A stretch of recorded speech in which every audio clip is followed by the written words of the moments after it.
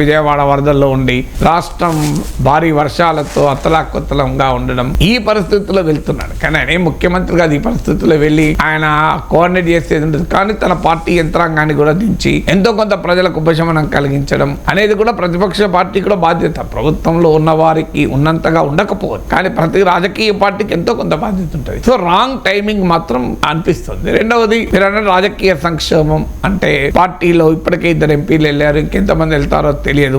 దానికి జగన్ ఉంటే ఆగుతారా వాళ్ళు? జగన్ లండన్ లో ఉన్నా, జగన్ విజయవాడలో ఉన్నా వెళ్ళేటోడు వెళ్తూనే ఉంటారు. బహుశా ఆ సీన్ ఎందుకు చూడాలని అనుకున్నాడేమో తెలియదు. కానీ బట్ జగన్మోహన్ రెడ్డిలో ఒక డైమెన్షన్ అయితే కనబడుతోంది. ఏంటంటే వెళ్ళేవాడు వెళ్తాడు, మనం ఆపలేము, వైరాగ్యం అనేది. సో ఏముంది, పోయేటోడు పోతాడు, మిగిలినోడు మిగులుతాడు. అల్టిమేట్ గా ప్రజలు ఓట్లేదు నన్ను చూసి కదా, వీళ్ళని చూసి కాదు కదా. సో వీళ్ళని నేను ఆపినా ఆగుతారా రాజకీయాల్లో అనేటువంటి ఒక ధోరణి మాత్రం కనబడుతోంది.